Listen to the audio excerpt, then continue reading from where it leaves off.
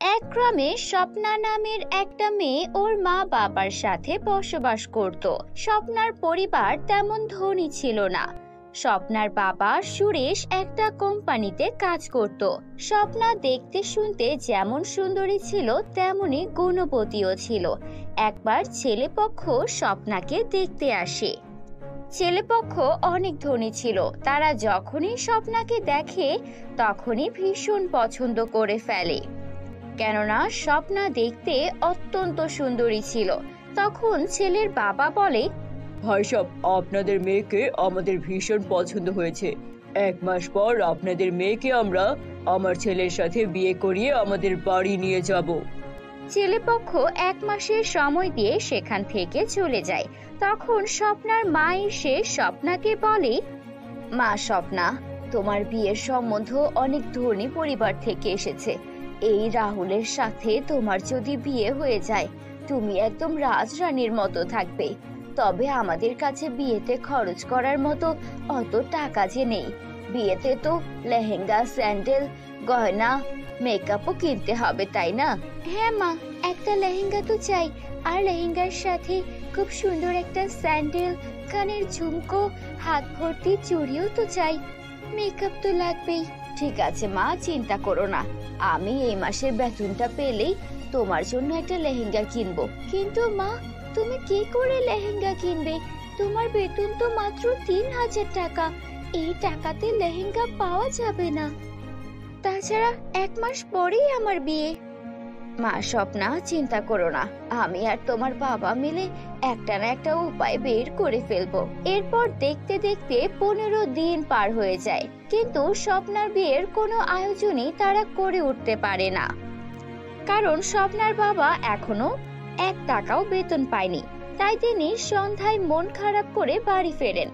স্বপ্না ওর বাবা সুরেশকে মন খারাপ করে থাকতে দেখে ওর বাবাকে জিজ্ঞেস করে, কি হয়েছে বাবা, তোমাকে এত চিন্তিত লাগছে কেন? তখনই সেখানে স্বপ্নার মাও চলে আসে। তখন স্বপ্নার বাবা বলেন, কি বলবো মারে, আমাদের অফিসে আমাদের বসের অনেক বড় লোকসান হয়ে গেছে, তাই তিনি এই মাসে আমাদের বেতন দেবেন না। কি বলছো বাবা? তার মানে আমাকে তুমি বিয়ের জন্য লেহেঙ্গা, চুড়ি, স্যান্ডেল, ঝুমকো কোনো কিছুই কিনে দেবে না? বিয়ের যার মাত্র অল্প কটা দিন বাকি। হ্যাঁ, স্বপ্না তো ঠিকই বলছে। এখন ওর বিয়ের জন্য আমাদেরই কিছু না কিছু করতে হবে।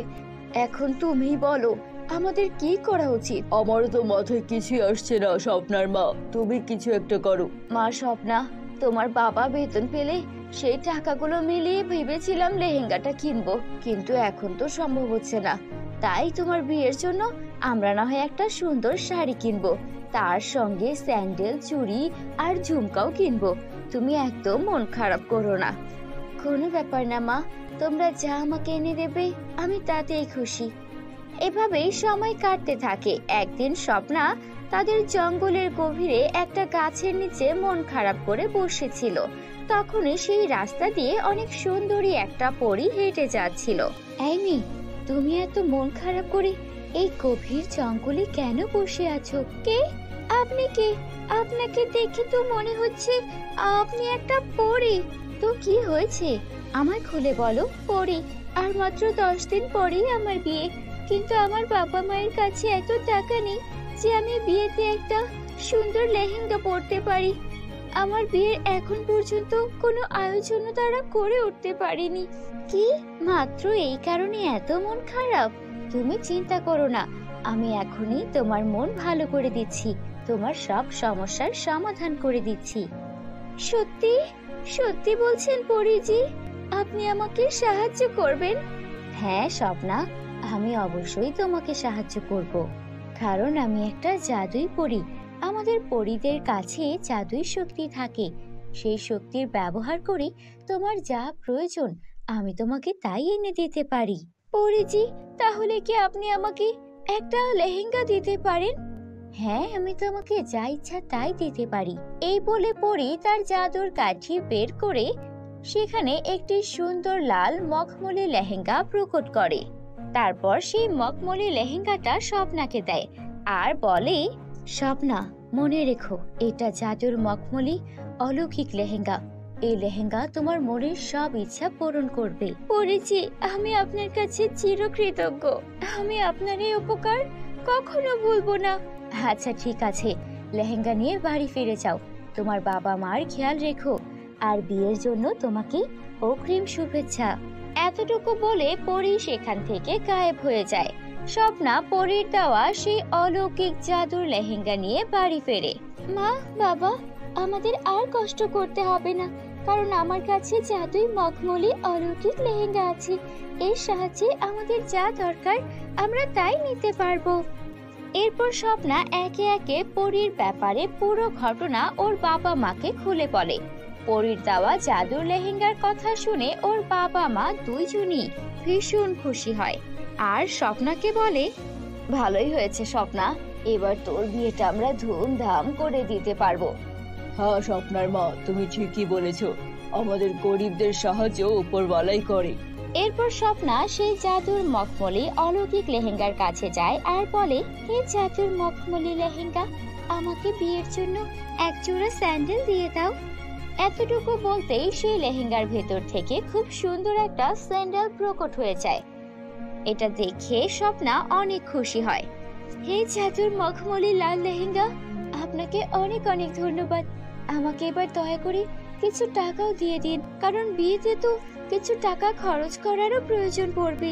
এবারও আগের মতো ঘটনাই ঘটে। এতটুকু বলতেই স্বপ্নার সামনে অনেক অনেক টাকা হাজির হয়ে যায়। স্বপ্না এত টাকা দেখে খুশিতে নাচতে শুরু করে, আর স্বপ্না খুশি মনে ওর বাবা মায়ের কাছে যায় আর বলে, মা, বাবা, তোমরা জানো আমি সেই মখমলি লেহেঙ্গার কাছে যেমনি স্যান্ডেল আর টাকা চাইলাম, অমনি আমার সবকিছু আমার চোখের সামনে দ্রুত হাজির হয়ে গেল। মা স্বপ্না, এই সবকিছু সেই পরীর জন্য হয়েছে। পরীর কাছে আমরা পুরো পরিবার কৃতজ্ঞ, নয়তো তোমার বিয়েটা যে আমরা কিভাবে দিতাম আমরা তো ভেবেই পাচ্ছিলাম না। এখন তোমার বিয়েতে কোনো কিছুর কমতি থাকবে না। হ্যাঁ মা, তুমি ঠিকই বলছো। এখন আমি গিয়ে জাদুর লেহেঙ্গার কাছ থেকে আমার বিয়ের বাকি জিনিসপত্রগুলো চেয়ে নিচ্ছি। এই বলে স্বপ্না তার বিয়ের জন্য সুন্দর চুড়ি, ঝুমকো, মেকআপ, লেহেঙ্গা সবকিছুই চেয়ে নেয়। এখন স্বপ্নাদের বাড়িতে কোনো কিছুর কমতি ছিল না। ওদের পুরো বাড়িটা অনেক সুন্দর করে সাজানো ছিল। এখন শুধুমাত্র অপেক্ষা ছিল বিয়ের দিন আসার, ছেলেপক্ষের বিয়ের জন্য কনের বাড়িতে আসার। একে একে বিয়ের দিন চলে আসে। বিয়ের দিন দুই পরিবারই অনেক খুশি ছিল। ছেলেপক্ষ এসে হাজির হয়। স্বপ্নাও সেই জাদুর অলৌকিক লাল মখমলি লেহেঙ্গা পরে একটা পরীর মতোই দেখাচ্ছিল। এরপর স্বপ্নার বাবা যৌতুকের টাকা নিয়ে ছেলেপক্ষের কাছে যায়। তখনই রাহুলের বাবা স্বপ্নার বাবার হাতে যৌতুকের টাকা দেখে বলে, আরে ভাইজান, আপনি যৌতুকের টাকা আমাদের জন্য কেন এনেছেন? আমরা তো আপনার কাছে যৌতুক চাইনি, আমাদের যৌতুকের কোনো প্রয়োজন নেই। যৌতুক নেওয়া কিন্তু দণ্ডনীয় অপরাধ। আমরা স্বপ্নার মতো বৌমা পাচ্ছি, আমাদের আর কি চাই? কিছুই চাই না।